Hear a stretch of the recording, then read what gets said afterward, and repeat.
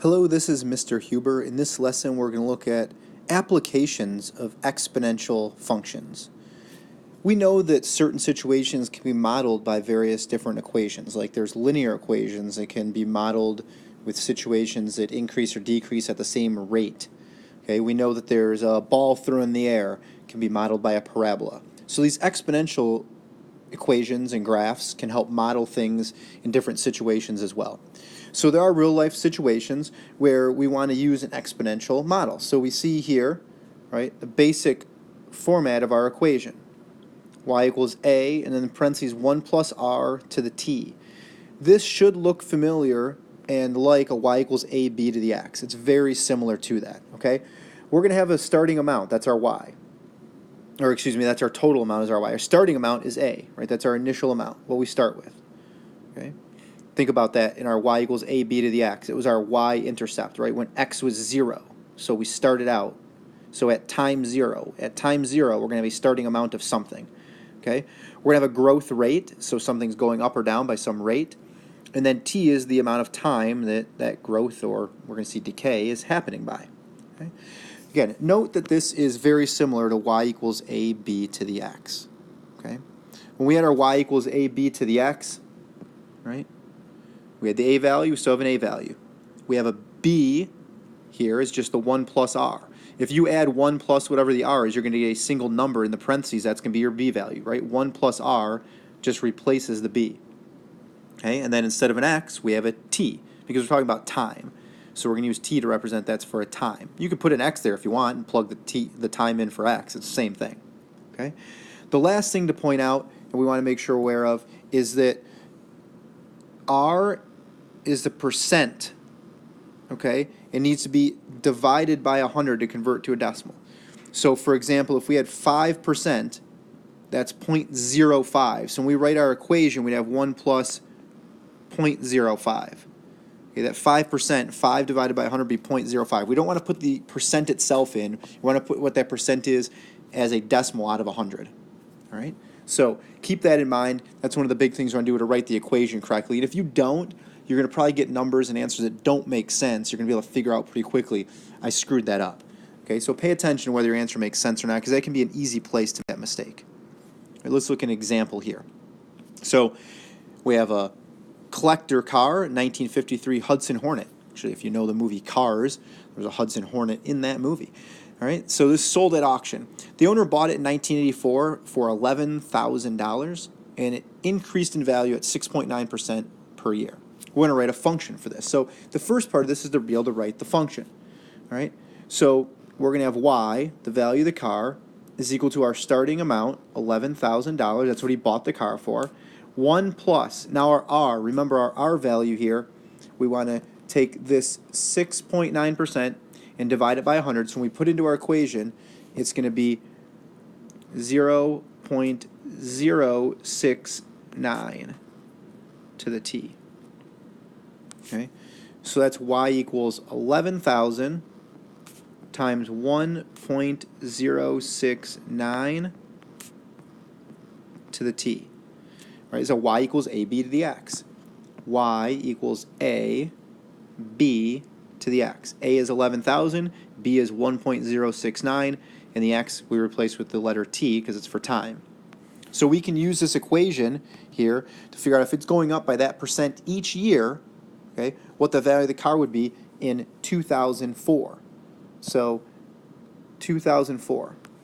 For the t, we're not going to put a 2004 in for t. T is a number of years, not what year it is. So we're going from 1984 to 2004. So our t is equal to 20. T is 20. So when we calculate the value here, we're going to have y equals 11,000 times 1.069 to the 20th. Again, you can put it in your calculator just like that. You type in 11,000, put the parentheses 1.069, parentheses, and then your exponent is 20, and you're going to get $41,778. It says around to the nearest dollar, so it's 77.9. Okay, so at 9 around that last 7 up to an 8. So we have 41,778 $778. So that'd be what the expected value of that car would be if it increased at that same rate every year. All right, let's talk about exponential decay now. Exponential decay is very similar to what we just saw, except we know when we have decay, we have a b value that's less than 1. So now we're going to have something decreasing in value, so we're going to subtract our rate. Okay, if we're decreasing, we subtract the rate. Remember that r is still a percent divided by 100. So instead of 1 plus r, we have 1 minus r. It's the same thing we just saw. Okay, so we're going to be able to have exponential decay. If something's going down by a rate over and over again, we can use this. It's still a y equals ab to the x. The b value is now 1 minus r instead of 1 plus r. So let's see an example here. Okay, we have ponderosa pine forest decreasing from 1963 to 2002 by 0.5% annually. Again, decreasing. So now we have exponential decay. So we're going to write a function for this.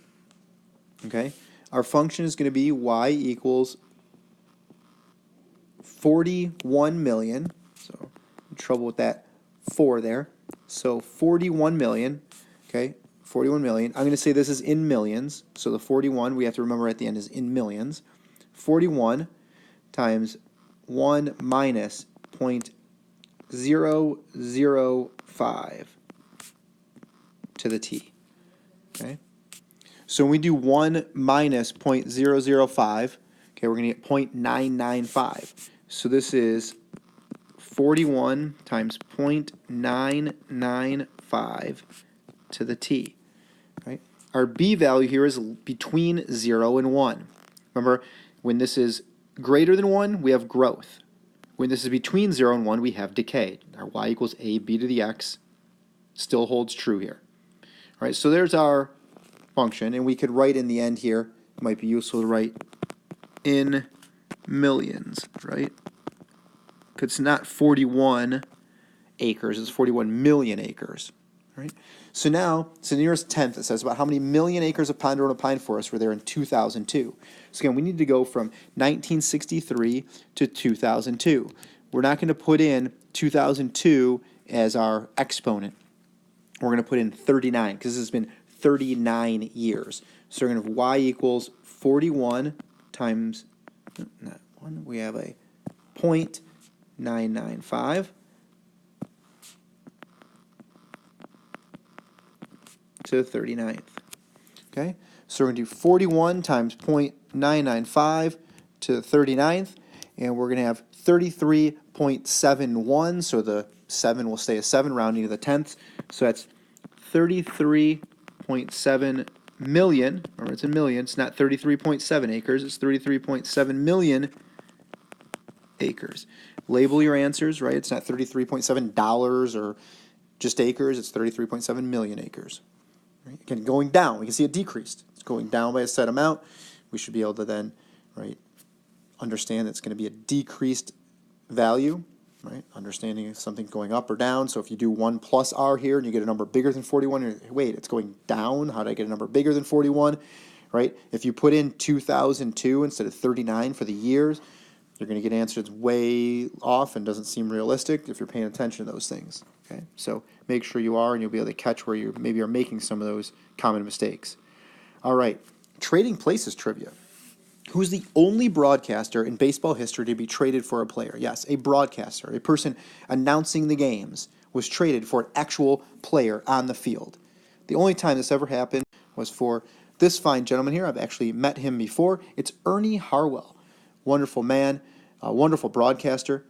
He was traded to the Los Angeles Dodgers in 1948. He was calling minor league games and was traded to the LA Dodgers because their legendary announcer, another guy, Red Barber, was ill, and they wanted to have someone to fill in, and they knew of his great work. So he was traded for Cliff Dapper in 1948. He actually came to Detroit in 1960 and was the Tigers broadcaster for 42 seasons. So Ernie Harwell from Georgia had a great southern drawl, and the way he called the games, legendary.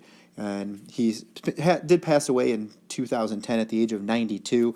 There's a statue for him, and his name is retired. He didn't have a number, but retired at Comerica Park. And you see the statue there. You can see, if you've been to games there, check it out. You could ask about him, people who may have followed baseball. in the 60s, 70s, 80s, all the way to 2002, we'd be very familiar with Ernie Harwell in this area. He had some famous calls he was known for when people struck out or they got a double play, and some of his other different phrases, if you will, that he was known for. You may want to look him up and hear him call him. I don't want to impersonate it. It won't do it justice. But Ernie Harwell, the only broadcaster to ever be traded for an actual player. And I guess it probably worked out because he did a great job broadcasting. All right, let's see a couple other examples here. Again, you should be trying these to make sure you're understanding how to work with these exponential models in real-life situations and apply them. First, we talk about interest. Interest, in this case, money you're earning interest on an account where you're saving. You can also pay interest when you borrow money. Okay, so in this case, you put $250 into an account that earns 4% annual interest. How much money we have in the account after 5 years? All right, so we want to write an equation here. So we're going to have y equals our starting amount, 250. It's going up, so we want 1 plus 0.04, right, to the t. So we're going to have y equals 250 times 1.04 to the 5th power, because it's 5 years. So we get that rate. Remember the 4%, we want to divide by 100 to put it as 0.04, okay? And then we can raise that to the 5th power and multiply it by 250, and we're going to see that we would get 250, 1.04 to the 5th power is $304.16. It's 0.163, so we keep it at that. That'd be $304.16.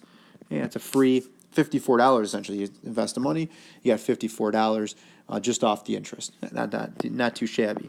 And depending on interest rates, things like this can change. So pay attention. This is a nice real-world example. You're going to see interest rates when you borrow money, save money often, and a little bit of change in the percent and the number of time and the amount of money can change things drastically. Okay, so that's growth. You're earning interest, so the amount of money is going up.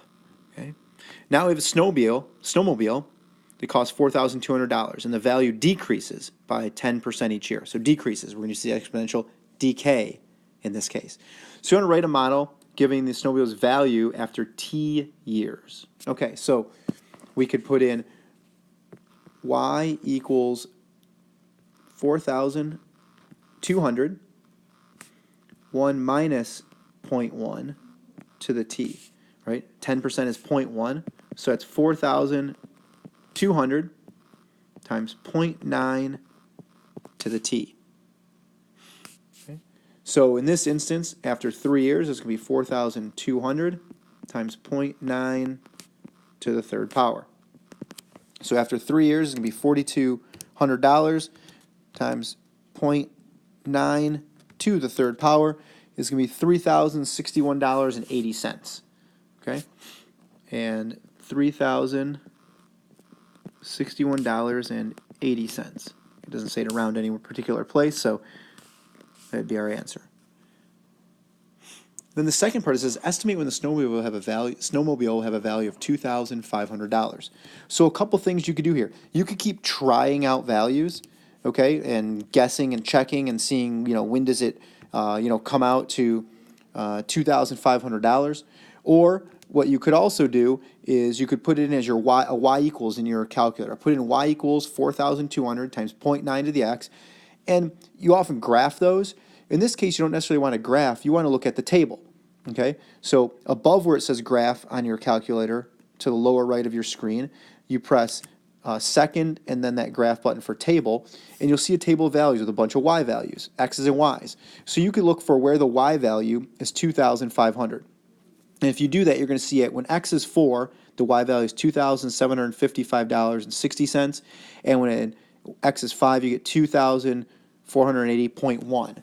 So when x equals 5, y is $2,480.10. So you could see it would have a value of $2,500. That's about that. So after about 5 years, again, you can estimate. So it'll have a value of $2,500 after about 5 years. Right? Again, you could guess and check some numbers.